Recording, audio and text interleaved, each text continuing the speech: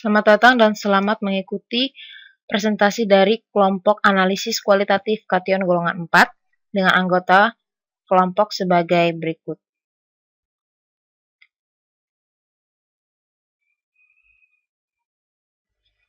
Klasifikasi kation didasarkan atas apakah suatu kation bereaksi membentuk endapan atau tidak dengan reagensi-reagensia seperti asam klorida, hidrogen sulfida, amonium sulfida, dan amonium karbonat.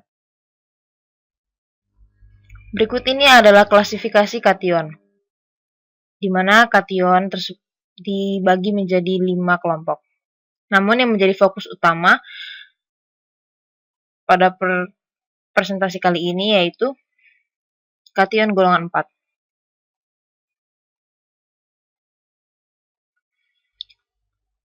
Kation golongan 4 yaitu barium, strontium, dan kalsium. Disebut juga sebagai golongan alkali tanah atau golongan amonium karbonat. Reagensi yang digunakan secara keseluruhan adalah NH4Cl ditambah NaH4OH ditambah NH4 2 kali CO3. Kation golongan ini mengendap sebagai karbonat dalam keadaan sedikit basah. Ketiga kation ini terletak satu golongan yang memiliki sifat-sifat yang hampir sama, sehingga pemisahan ketiganya cukup sulit untuk dilakukan. Berikut ini adalah menjadi dasar mengapa digunakan NH4 2 kali CO3 karena ketiga jenis kation kalsium, strontium, dan barium ini insoluble dalam ion karbonat. Selanjutnya itu prosedur permisahan, yang dilakukan dengan cara mendekantasi hasil analisis golongan 3 dengan mengambil endapan putihnya. Lalu endapan putih tersebut dicampur dengan NH4OH yang dipanaskan, lalu ditambahkan larutan NH4 2 kali CO3, dipanaskan lagi sampai pada suhu 60 derajat Celcius, lalu ditunggu. Hasilnya kemudian disentrifuge, diperoleh residu berupa endapan, di mana endapan-endapan ini diduga mengandung barium karbonat, strontium karbonat, dan kalsium karbonat. Lalu sisa sentrifuge berupa cairan itu dapat digunakan untuk klasifikasi golongan 5. Yang pertama, mengapa kita mensentrifuge hasil golongan 3 sampai sedikit kering itu untuk mengeluarkan H2S, mencegah oksidasi S2- menjadi SO4-2- dan mencegah pengendapan Ba2+ dan Sr2+ sebagai sulfat.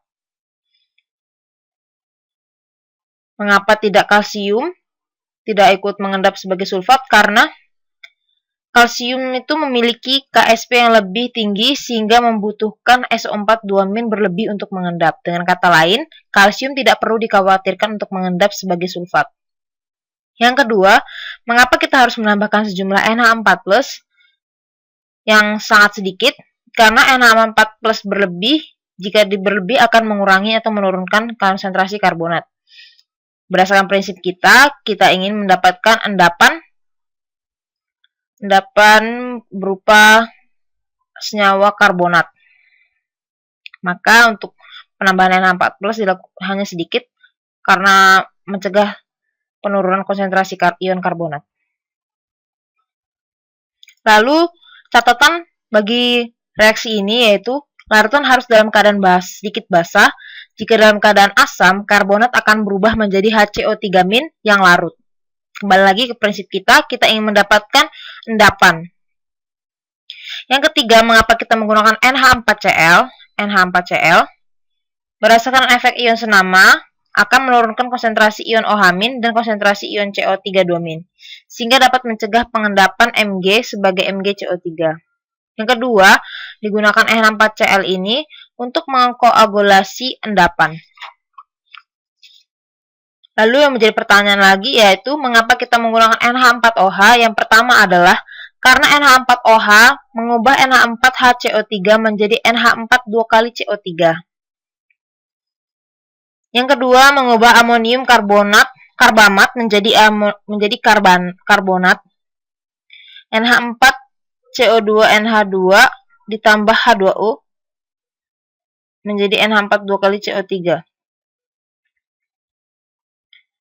Lalu yang ketiga yaitu untuk membuat suasana agak basah untuk mencegah pembentukan HCO3 yang mana semua senyawa yang bergabung dengan HCO3- itu akan larut.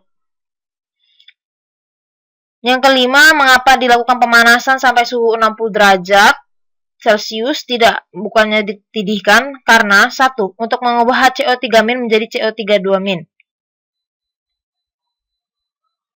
Yang kedua, membantu dalam pembentukan kristal endapan. Dan ketiga, membantu mengubah karbamat menjadi karbonat. Panas yang berlebih dapat menyebabkan kehilangan NH3, sehingga untuk CO3- menjadi bikarbonat dilakukan dengan cara mendorong arah reaksi menjadi maju. Selanjutnya, pemisahan golongan 4. Endapan yang diperoleh tadi hasil sentrifuge kemudian dilarutkan dengan asam asetat dengan reaksi sebagai berikut. Semua jenis senyawa ini larut.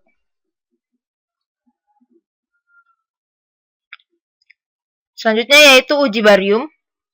Hasil endapan yang tadi sudah larut dengan asam asetat kemudian ditambahkan 1-2 tetes K2CrO4. Jika terbentuk endapan warna kuning, maka terdapat ion Ba2+. Jika terdapat ion Ba2+ ini, maka ditambahkan K2CrO4 pada larutan sampai diperoleh warna larutan menjadi oranye. Kemudian larutan oranye itu disentrifuge dan endapannya diperoleh berupa endapan kuning yaitu barium kromat, dan hasil sentrifuge ini diduga mengandung strontium dan kalsium. Kemudian hasil sentrifuge berupa cairan ini diendapkan kembali dengan NH4OH, NH4Cl, dan N4 2 kali CO3 pada suhu 60 derajat. Lalu hasilnya disentrifuge lagi, hasilnya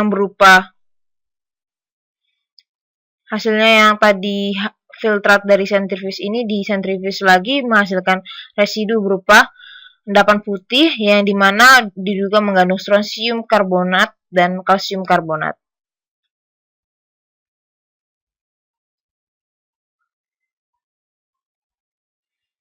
Uji nyala barium. Endapan barium kromat kemudian ditambah HCl menghasilkan BaCl2 yang soluble atau larut. Kemudian dibakar di atas nyala api, dihasilkan nyala api berwarna hijau apel. Yang kedua, jika Ba tidak teridentifikasi, maka sisa dari larutan dilanjutkan untuk strontium dan kalsium. Jika warnanya tidak si hijau ini atau tidak nyala warna hijau apel, dilanjutkan dengan uji strontium dan kalsium.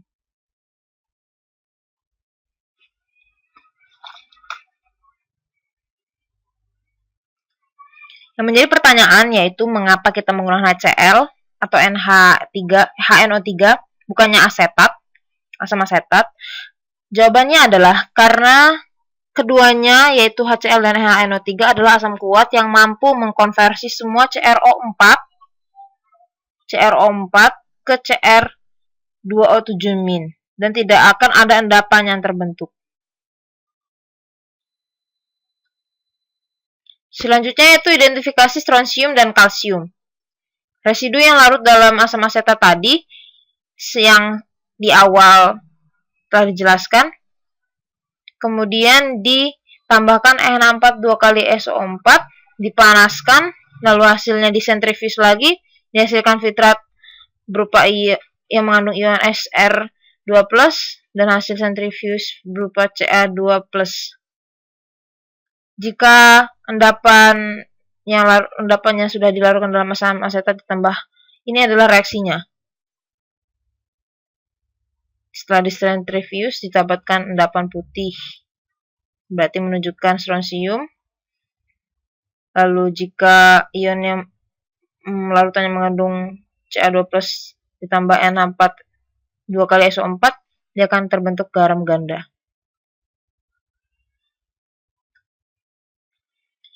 Selanjutnya yaitu uji kalsium.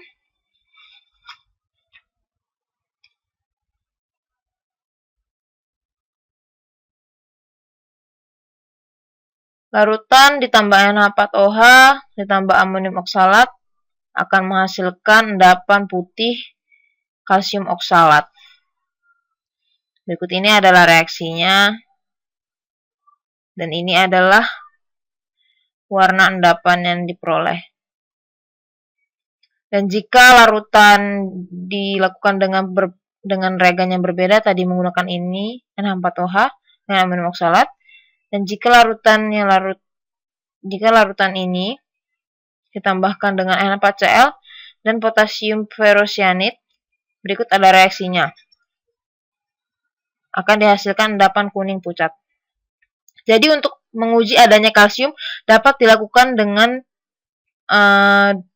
dua kombinasi senyawa yang berbeda. Yang pertama NH4OH dengan amonium oksalat yang akan menghasilkan endapan putih.